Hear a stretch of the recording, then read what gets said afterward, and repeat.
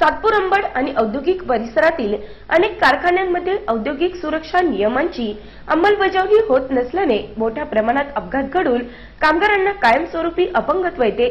तसेच अनेक कारखान्यांमध्ये अपघातात कामगारांचा मृत्यू ओढावलाय। मात्र औद्योगिक सुरक्षा आणि आरोग्य विभाग तसेच कारखान्यांचे मालक यांची मिलीभगत यात कारणीभूत असल्याचे दिसते। उद्योग भवनातील औद्योगिक सुरक्षा तसेच आरोग्य विभागाच्या कार्यालयात विविध कारखान्यांमधील अपघातग्रस्तांनी काही काळ ठिय्या आंदोलन केले। विविध अपघातग्रस्त कामगारांची व्यथा यावेळी कामगार विकास मंचचे कैलास मोरे यांनी मांडली। भले मग तो किती मोठा गुंड असो किंवा मोठे मोठे फॅक्टरी मालक असो, जर तिथे असा अन्याय होत असेल तर आम्ही जाऊ तिथे आवाज उठवू आणि आम्ही सगळे मिळून आम्ही त्या ठिकाणी आंदोलन करू। आणि ह्या डिपार्टमेंटला मी आज या माध्यमातून आवाहन करतो की चांगलं काम करा।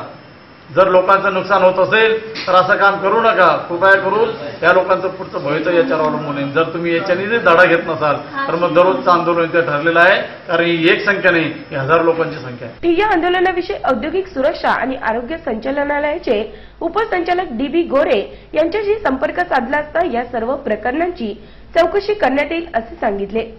कामगारांचं नाव, कारखान्यांचं नाव, अपघाताची तारीख, नेमका अपघात कशा प्रकारे झालेला आहे, काय प्रवृत्त आलेलं आहे याची मुद्देने माहिती मी घेतोय।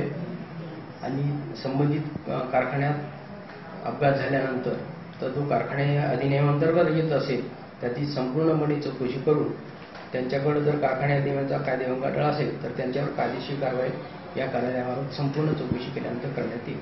संबंधित अपघातग्रस्त कामगारांना न्याय न मिळाल्यास अधिक तीव्रपणे आंदोलन करण्यात येणार असल्याची माहिती कैलास मोरे यांनी यावेळी दिली।